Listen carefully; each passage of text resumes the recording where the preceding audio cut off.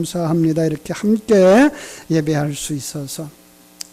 현대 성자라고 불리는 어떤 사람이 있었습니다. 목사님인데요. 아주 명문 가문에 서자로 태어났어요. 참 어머니가 기생으로 살다가 그 아버지의 첩이 된 사람은 그 속에서 태어난 아들이었어요. 그 본부인과 그 본가의 본자식들 때문에 참 어린 시절이 불행했겠죠.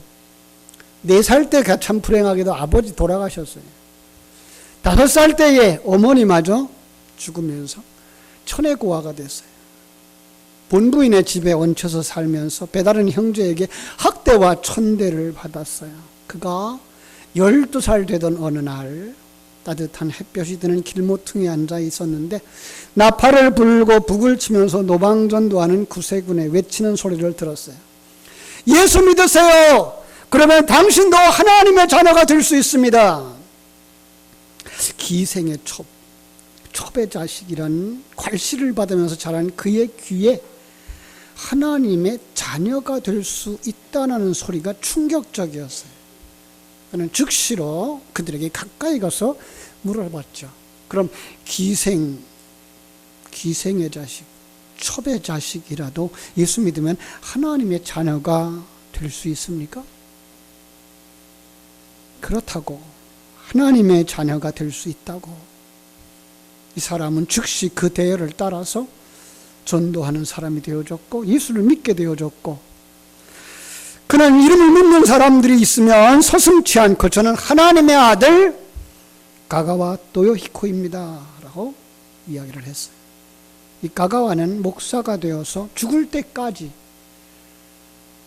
아버지 잃은 자들을 위해서 살았어요. 빈민촌에서 전도하면서 그의 설교를 들은 많은 사람들을 아버지의 아들의 자리, 아버지의 자녀의 자리로 이끌어갔어요.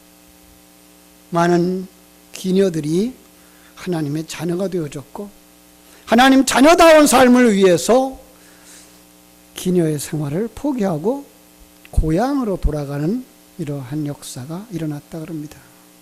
자, 참 아버지와 같이 사는 것이 얼마나 복된 것이고 그 아버지를 두었다고 하는 것이 얼마나 행복한 것인가를 우리에게 보여주는 일화이기도 합니다.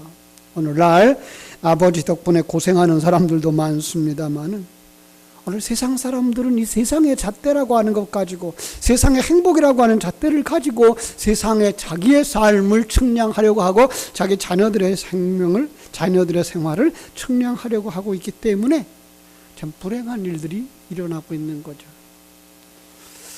참 남들 앞에 드러나지 않았을 때는 아무도 모르는 것 같았는데 불구하고 드러나고 나니까 다른 사람들 그렇게 지탄을 했던 그 사람들이 한 짓이나 자기가 한 짓이 똑같아.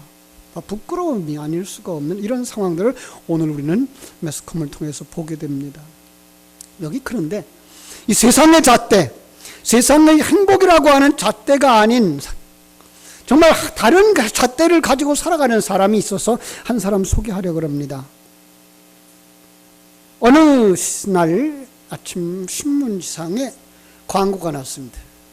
광고의 제목이 그런 광고를 본 적이 없는 광고였어요. 아버지를 팝니다. 내용인즉슨 아버지는 지금 노령이시고 몸이 편치 않아서 우리가 단돈 10만 원에 팔려고 합니다. 야, 여러분 이런 광고를 보셨다면 어떤 생각이 났을까요? 세상에 말세다. 정말 어떻게 자기를 낳아주시고 길러주신 아버지를 판단 말인가. 또 더군다나 누가 다 늙고 병든 할아버지를 사겠어? 라고 쑥덕거리는데 이 광고를 보고서 이 아버지를 사겠다고 하는 사람이 나타났습니다. 어떤 사람이었는가 하면 어린 시절부터 아버지 없이 살았던 부부였어요. 참 부모 없는 서른에 복받쳐서 살았던 그들, 우리도 아버지가 있었으면 좋겠다라고 생각했던 그들은 새벽에 길을 떠나서 그 집에 도착을 했어요. 한낮쯤 되어졌는데 이제 대문 앞에서 문매를 가다듬고 이제 심호흡을 하고서 초인종을 누릅니다. 넓은 정원에서 꽃밭에 물을 주고 있던 할아버지가 대문을 열고 이렇게 물어봅니다. 누구를 찾습니까? 어떻게 왔어요? 부부는 신문 광고를 보고 달려왔다고 말씀했습니다. 할아버지가 웃으면서 그 부부를 집 안으로 안내했어요. 아버지를 팔겠다고 하는 광고를 보고 왔습니다. 젊은 부부는 또박또박 분명하게 이야기를 했습니다. 할아버지가 웃으면서 대답을 합니다. 내가 잘 아는 노인인데 그 영감님 몸이 좋질 않아. 그런데 그런 할아버지 사서 뭐 하려고? 젊은 부부는 이야기했습니다. 어릴 때 부모를 여의고 고아로 살다가 둘이 만나서 결혼했기 때문에 부모 없는 서름이 가슴에 남아 있습니다. 그러면서 광고를 낸 그 사람들은 아마 자녀들이 얼마나 불편했으면, 아니 자녀들이 얼마나 가난했으면, 아니면 자녀들이 얼마나 아팠으면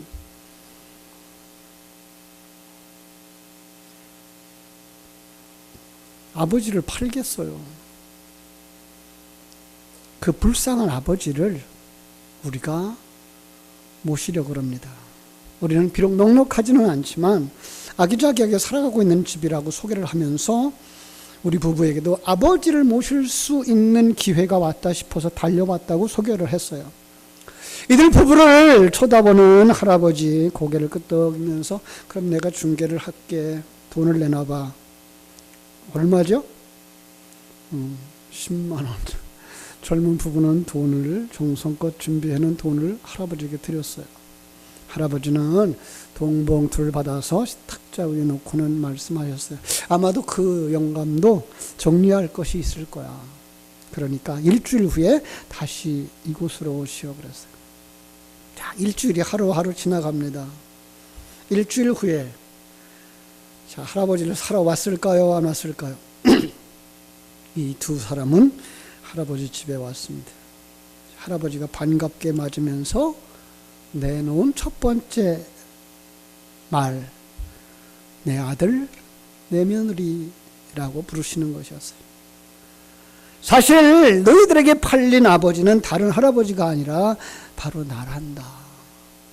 그리고 하시는 말씀, 응당 내가 너희를 따라가서 살아야 되겠지만 너희가 이 집으로 오면 안 되겠냐? 너무나 잘 지어진 집, 집안의 가재도구들, 눈이 휘둥그레진 이 부부는 할아버지의 이야기를 듣게 되어졌는데 사연인즉슨 가쁘지만 홀로 살고 있는 할아버지는 양자를 구할 수도 있었지만 양자를 구한다고 하면 돈을 노리고 수많은 사람들이 몰려들 것이고 그 중에 할아버지가 원하는 양자를 찾기가 쉽지 않을 것 같아서 이런 광고를 내게 되었다는 거예요. 젊은 부부는 그 집에서 살았을까요? 처음에는 거절했어요. 아니요. 저희가 아버지를 샀으면 아버지는 저희들을 따라가야 되죠.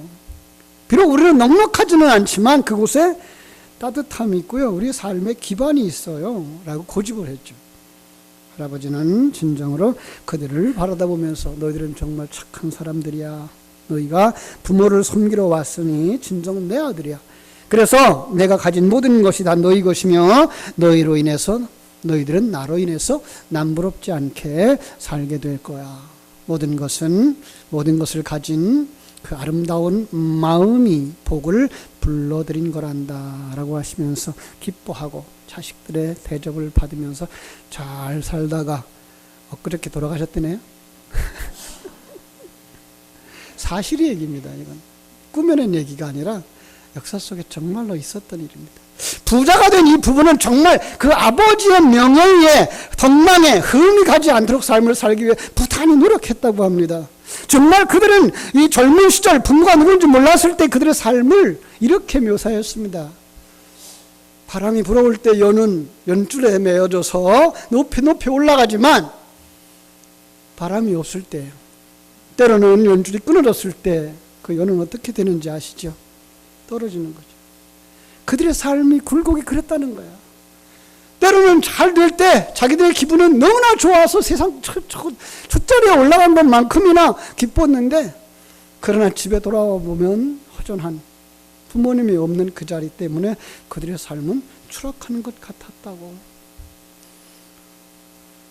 이제는 아버지가 있는 가정, 그 아버지가 가정의 중심이 있는 가정 속에 살게 되어졌고, 자신들의 삶의 방향을 제시해주는 어른들이 있다는 것 때문에, 아니 아침에 일어나려면 인사할 어른이 있고 저녁에 일하고 돌아오면 안부를 전할 어른이 계시다는 사실, 그리고 그 부모와 함께 가는 그 길, 그 미래가 열릴 것이라고 하는 그들의 그 희열, 그들은 느끼면서 살았다는 거예요. 어떤 면에서 이것은 아버지가 있는 가정이 주는 평안함, 소망이죠. 이것은 아들들이 느껴야 되고 누려야 되는 행복이죠. 그런데 세상은 이 땅에 살고 있는 모든 사람들이 그러하지 못하다는 거예요. 아니, 성경은 이 땅에 살고 있는 모든 사람들이 다 부모를 떠나서 살아가는 불쌍한 고아와 같은 인생이라고 말씀하고 있는 거예요. 그 대표적인 예가 누가복음 15장에 나오는 탕자의 이야기죠. 탕자의 집안도 잘 살았어요. 그죠? 아버지가 잘 사는 집, 거기 형제, 그 중에 작은 아들, 이 작은 아버지에 대한 불만이 많았어요. 여러분, 가정을 주신 하나님, 그 가정을 통해서 그 자녀들에게 뭘 가르치려고 그래요? 권위에 순복하고, 형제와 화목하고, 그러면서 겸손하게 사는 것을 배우도록 가정을 세워주신 거예요. 그래서 자녀들에게 이렇게 말씀하죠. 부모에게 순종하라. 이것이 약속 있는 첫 계명이니 내가 땅에서 잘되고 장수하리라. 근데 이 작은 아들 똑똑했나 봐요. 실력이 있었나 봐요. 여러분, 그런데 스스로 똑똑하다고 생각하고 스스로 실력 있다고 생각하는 사람을 뭐라 그런다고요? 교만한 사람. 그죠? 둘째 아들은 자기를 낳으시고 길러주신 부모님을 통해서 자신을 만드시는 하나님의 손길을 느끼지 못한 거예요. 그러자 아버지가 귀찮아진 거예요. 아니, 아버지가 자기의 올무처럼 보이는 거예요. 이제 자기 혼자 더 잘 살 수 있다는 생각을 가지게 된 거예요. 지금까지 살아온 그 길이 아버지의 은혜인 것을 전혀 생각하지 못한 어리석은 아들이었어요. 당돌하게 자기 몫을 달라고 요구하기 시작합니다. 안타까운 일이 또 일어납니다. 그래서 아버지 집이라고 하는 굴레를 벗어나고 싶은 거예요. 집에 있으면 아버지의 뜻을 따라야 되고, 형의 간섭도 들어야 되고, 집안 사람의 눈치도 보았다는 거예요. 여러분, 이것이 나를 나되게 하는 하나님의 뜻이고 도구라는 사실을 그는 깨닫지 못했던 거죠. 그냥 이 집이라고 하는, 아버지라고 하는, 형이라고 하는, 그리고 가족이라고 하는 울타리를 벗어나서 자기 혼자 자기가 원하는 대로 결정하고 판단하고 행동하고 싶었던 거예요. 저는 이 말씀을 묵상하면서 오늘날 이 시대 우리가 이 탕자처럼 살고 있는 어리석은 자는 아닌가라는 생각을 하게 되었어요. 현대판 탕자. 많은 사람들이 현대판 탕자 그러면 가출 청소년을 생각하는데요. 우리 가운데, 우리 주변에 그런 사람들이 있더라면 정말 아버지가 있고 어머니가 있는 집으로 돌아와서 탕자 이야기의 마지막처럼 행복한 가정을 이룰 수 있게 되기를 주님의 이름으로 축원합니다. 그러나 제가 드리고 싶은 이 말은 그보다 더 극적인 상황인데, 이 현대판 탕자라고 하는 이야기를 할 때는요, 탕자 비유에 나오는 탕자의 속성을 그대로 가지고 살아가는 너와 나라고 하는 사실이에요. 난 집을 떠난 적이 없는데, 그 얘기를 하고 있는 게 아니에요. 나는 아버지를 떠난 적이 없는데요 라고 말하지만 그 얘기를 하고 있는 게 아니에요. 너는 누구니라고 물으시는 거예요. 여러분, 시편 2편은 몇 편 다음에 있죠? 그것도 모르시죠, 그죠? 시편 1편 다음에 있잖아요, 그죠? 근데 시편 1편을 이야기하고 나서 2편으로 가는 거예요. 1편에서 뭐라 그래요? 무슨 얘기를 하고 있어요? 복 있는 사람. 예. 복 있는 사람은 누구다? 오늘 예배하는 나다. 믿습니까? 나는 복 있는 사람이다 라고 말하는 거예요. 여러분, 어떤 사람이 복이 있습니까? 시편 1편을 한번 가만히 보세요. 악인의 꾀를 좇지 아니하고 죄인의 길에 서지 아니하고 오만한 자의 자리에 앉지 아니하고 오직 여호와의 율법을 즐거워하여서 그 율법을 주야로 묵상하는 사람, 바로 다른 성경은 그런 사람을 갖다 뭐라고 말하는가 하면 거듭난 사람, 가치관이 바뀐 사람, 세상 사람들이 가진 가치관과 세상 사람들이 가는 길을 가지 않는 사람, 그래서 악인의 길을 쫓지 아니하고 죄인의 길에 서지 아니하고 오만한 자의 자리에 앉지 아니한 사람이라고 말하고 있는 거예요. 이런 사람에게 주어진 하나님의 약속이 무엇인지 아십니까? 3절 같이 읽어볼까요? 시작. 그는 시냇가에 심은 나무가 철을 따라 열매를 맺으며 그 잎사귀가 마르지 아니함 같으니 그가 하는 모든 일이 다 형통하려다. 할렐루야. 어디에서?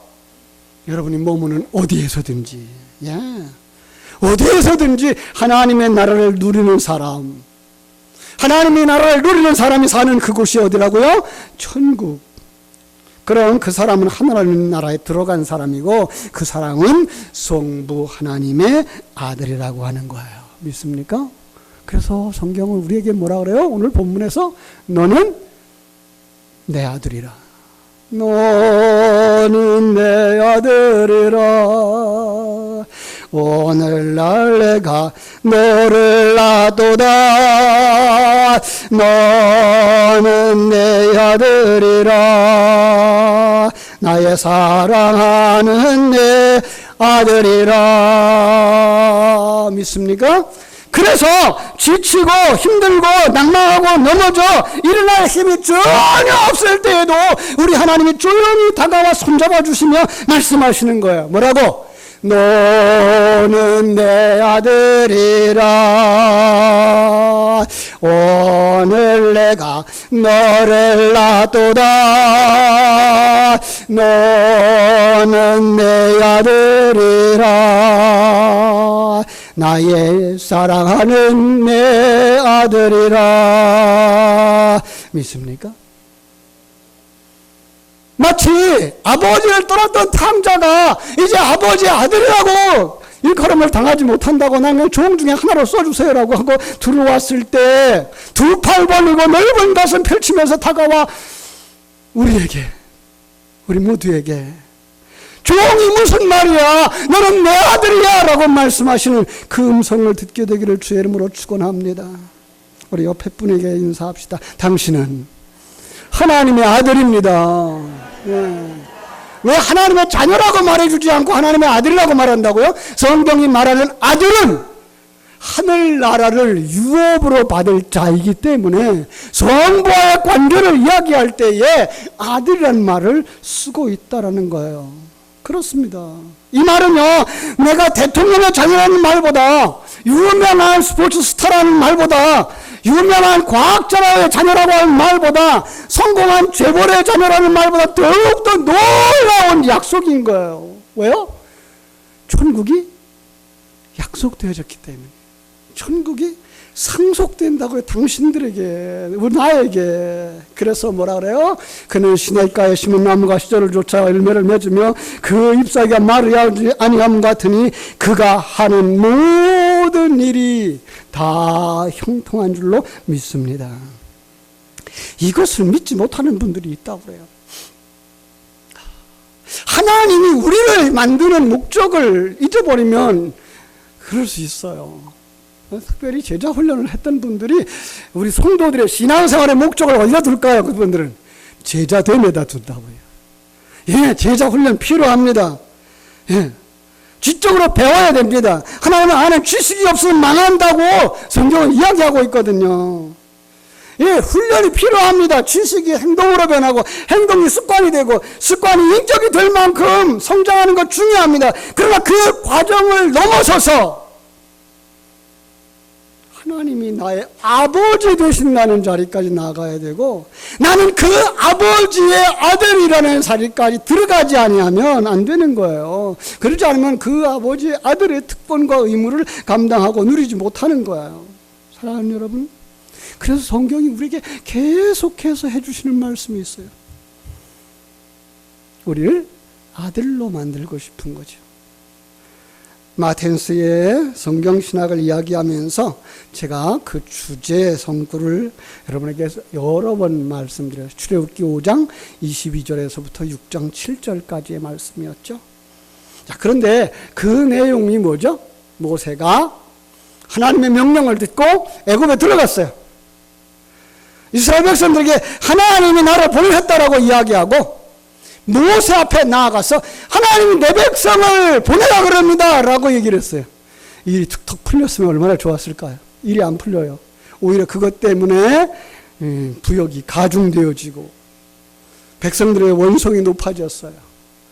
안타까워서 그 아버지 앞에 나가서 하나님 보내셨으면 뭐가 좀 되게 하시든지,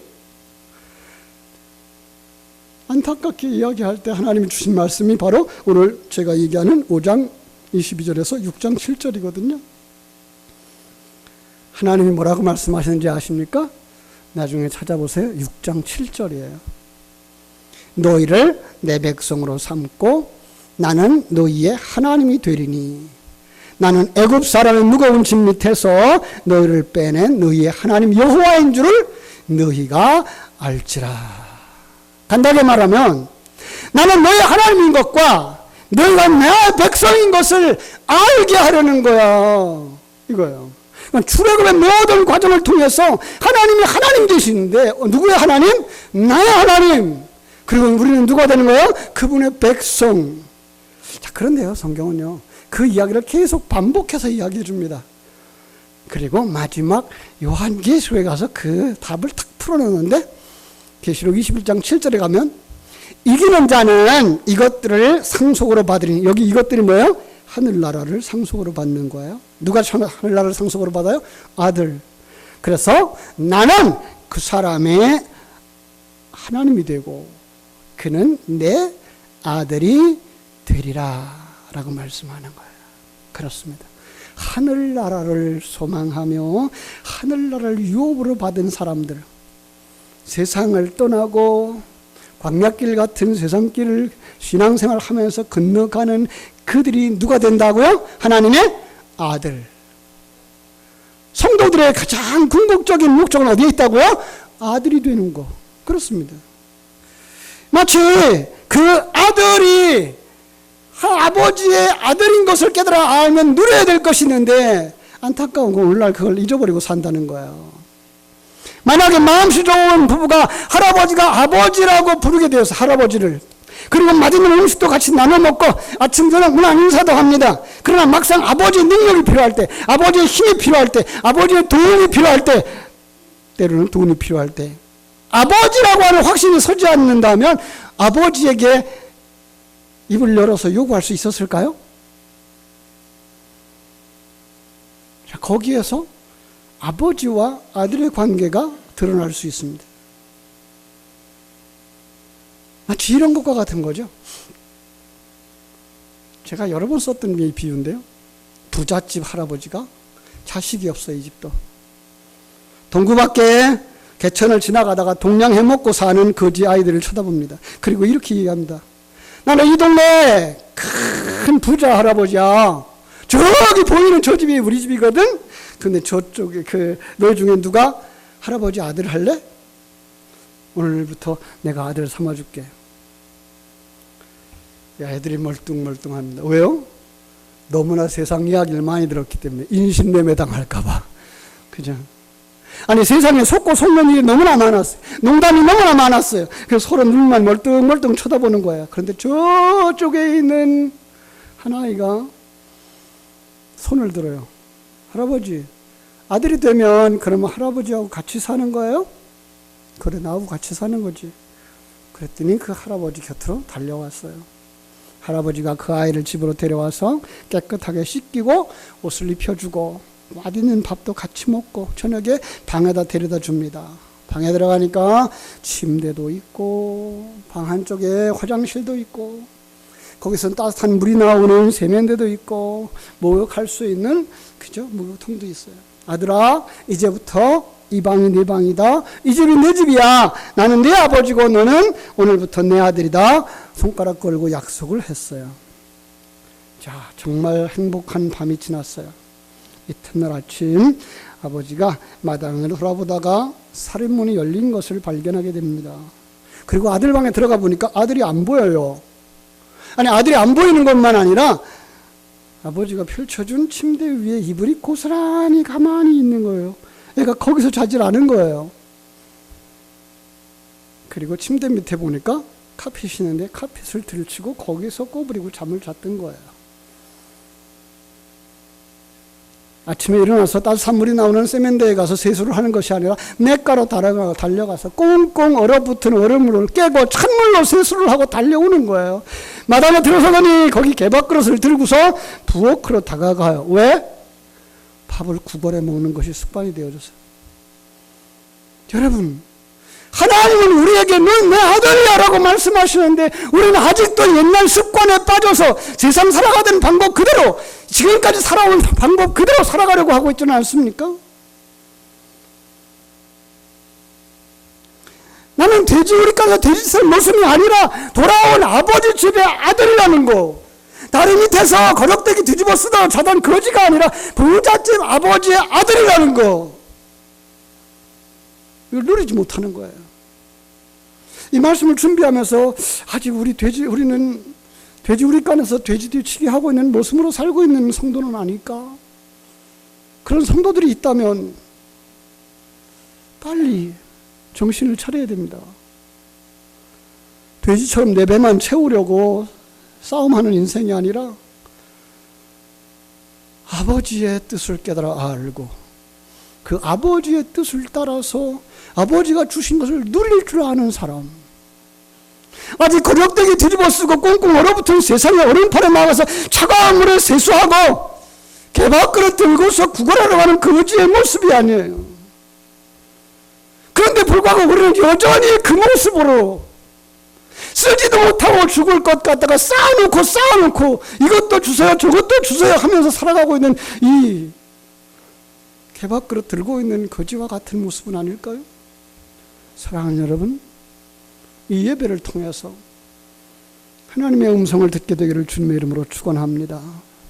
너는 내 아들이야. 믿습니까? 너는 내 아들이야. 내가 전능한 하나님, 내가 이 세상을 왜 만들어주지 않느냐, 너를 위하여 라고 말씀하시는 거예요.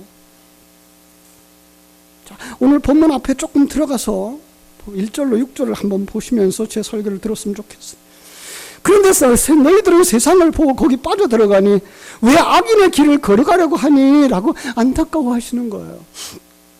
세상의 가치관로 다시 들어가 있는 거예요. 세상의 삶의 방법으로 다시 돌아가 있는 거예요. 그죠? 권력 좀 잡았다고, 돈 좀 모았다고, 스스로 왕노 해보겠다고, 그것 가지고 내 계획으로, 내 손으로 하나님의 손을 벗어나 보겠다고, 하나님의 사랑과 관심의 줄을 끊어버리겠다고, 하나님이 뭐 하신다고요? 웃으신다고요.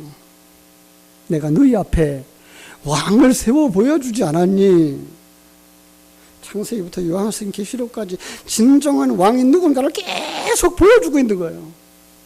너 스스로 왕이라고 생각하지 마라. 너 스스로 주인이라고 생각하지 마라. 너 스스로 재판관이라고 판단한다고 하지 마라. 내가 하나님이 왕이고 하나님이 너희들을 인도하는 인도자고 하나님이 판단하고 있잖아 라고 말씀하시는 거야. 잘 들어, 내가 하나님의 명령을 전해줄게. 너는 내 아들이야. 오늘 내가 너를 낳았잖아. 우리는 하나님의 생명으로 거듭난 자들이 되어져야 할 줄로 믿습니다.